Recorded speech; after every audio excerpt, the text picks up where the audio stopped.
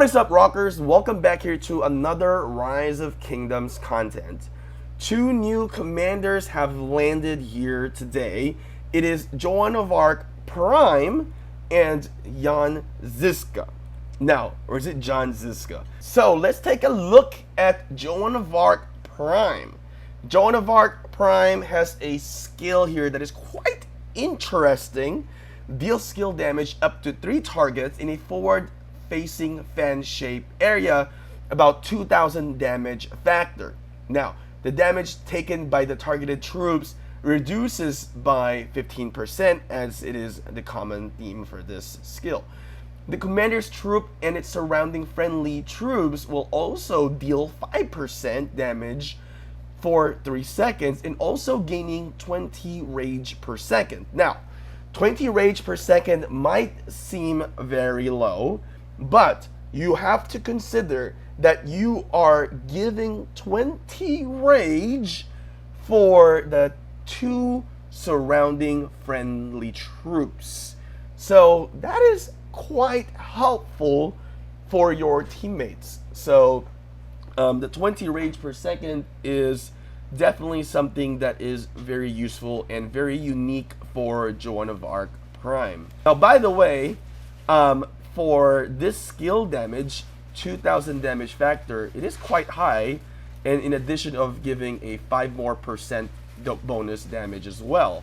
So moving on to the second skill, 100-Year Dawn. Cavalry units led by this commander gain 20% attack and 10% marching speed. So this is quite interesting. It is a good supporting skill. Now, when you're outside the Alliance territory, cavalry units' march speed is increased by an extra 10%, and all units deal 5% normal attack damage. Now, keep in mind, whenever it is a normal attack damage, it is also helping you with the counter attack damage, because this is the base damage that is being increased. So 5% of the total damage may not seem a lot, but it is quite helpful.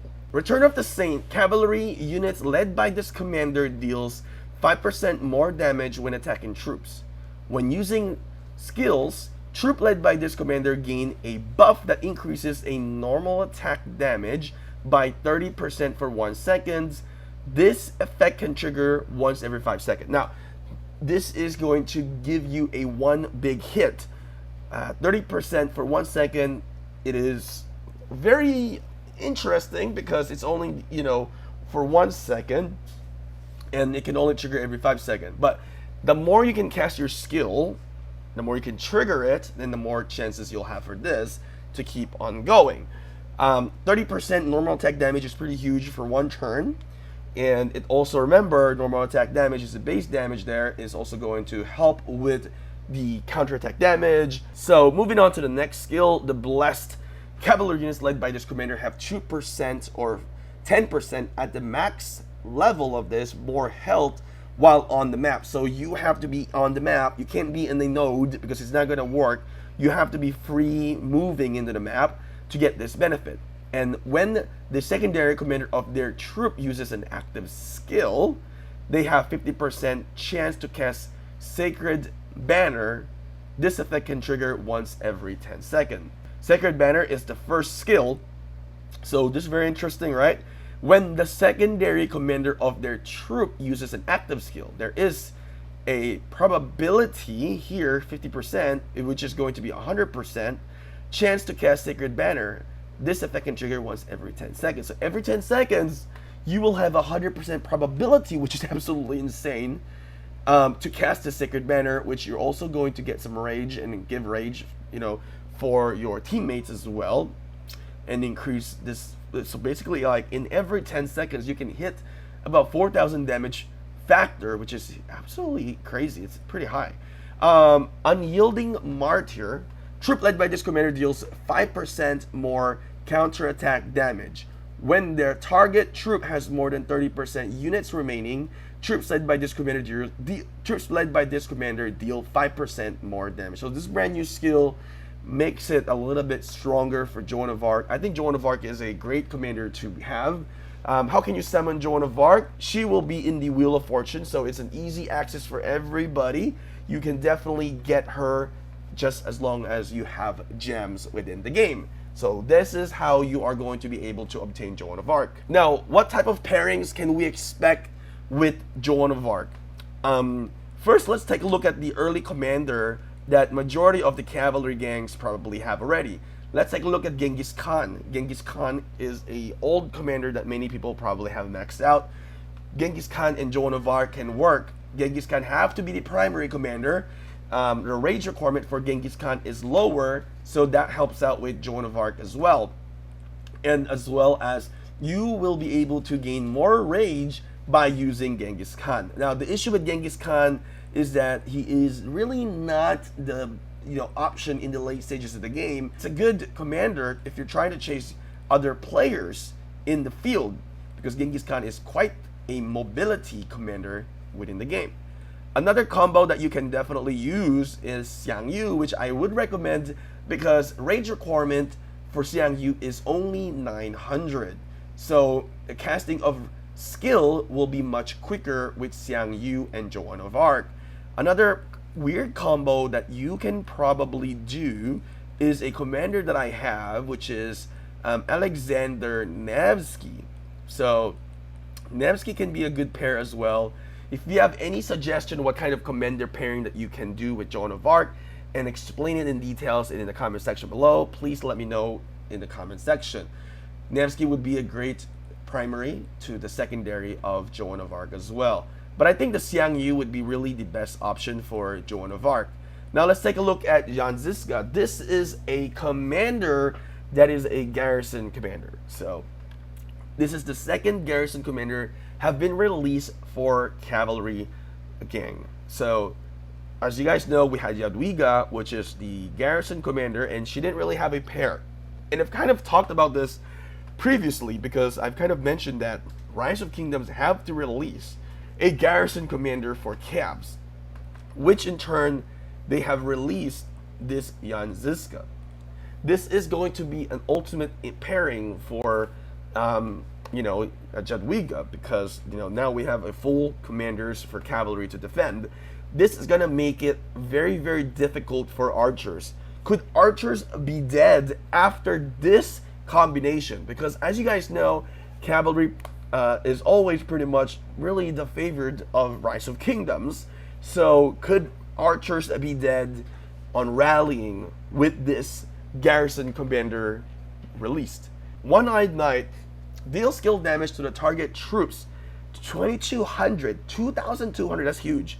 When this commander's troop has a fewer than 50% units remaining, wow, the skill deals additional damage 250. So this is a very nuking commander. It's a high nuke commander. 2200, 250 direct damage factor, additional damage. It's insane. That's pretty high.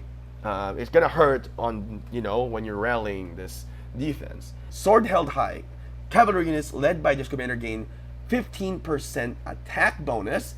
When troops are garrisoned, cavalry units defense are increased by 15% and skill damage increased by 10%. This is okay. This is crazy because it's really high. They have to almost nerf Jan Zizka. I think Jan Zizka will break the game on defense, and archers cannot survive anymore. Yikes, this is gonna be very interesting. Don't think archers gonna last for this one. I don't think they will be doing any like Jan Zizka or YSS, something like this. I think it has to be Jan Zizka with Jadwiga. So second skill here. I mean, I think even infantry is going to suffer from this defense. Troop led by this commander can take 10% normal less attack damage. When troops are garrisoned and take skill damage, they have 10% chance to remove, oh my god, all normal buff, which are these, from the attacker. This dispel effect can trigger once every 8 seconds. Just thinking about that, normal attack damage reduced by 10% is huge. Remember we talked about normal attack damage? Wow, that's the base damage. That's insane. Now, let's take a look at the fourth skill, Battle of Grunwald. Cavalry units have 20% more health. God, this is so beefy. This is huge. Um, oh my goodness, I'm like cringing on how strong this commander is. When launching a normal attack, they have a 10% chance of gaining buff that increases their normal attack dealt by 20% for 3 seconds. That's huge. Wow, this effect can trigger once every 8 seconds. Even though if it triggers once every 8 seconds, this commander is too OP, and I really think this commander needs to get nerfed. This commander has to get nerfed because it's too strong. Too strong. It has to get nerfed. The expertise skill will enhance the one-eyed knight into 2400 damage factor, which is insane. I think that's the only thing. Okay, so no, when this commander troop has a fewer than 50% unit, this skill damage, this skill deals additional skill damage up to 3 surrounding troops within the radius of 300 damage factor from 250 to 300, and it became an AOE with that additional skill damage. Okay, this commander is definitely insane. This is going to be an MGE commander. This is too strong. It has to be nerfed. I'm campaigning for this to be nerfed. It is too strong. I think a lot of players will see the impact of a Joan Zizka in the game. I think it's just too OP. I think a lot of players have expected that it is going to be a leadership commander to be released. And it seems like Rise of Kingdoms have skipped the leadership commander and moving on to the cavalry commanders. I'm not sure what will be the next commander that is going to be released. If it's the right cycle, it should be infantry, I guess, and then archer next. Joan Zizka is definitely, I would just want to say, I'm stuck with this because it has to be nerfed. It's too strong. With pairing, when we pair this up with Jadwiga, this is crazy. It's gonna be really strong. It's beefy, high health, high defense, absorbs great damage. My god, this is crazy. I mean, look, this is really pretty much counters Archer. This is going to be an insane meta in the coming KVK when players are going to be relying on Jadwiga and Joan Zizka. I think Joan Zizka will have to be the primary commander, and Jadwiga has to be the secondary commander. Well, with that being said, rockers, thank you guys for watching, and I'll see you guys again next time.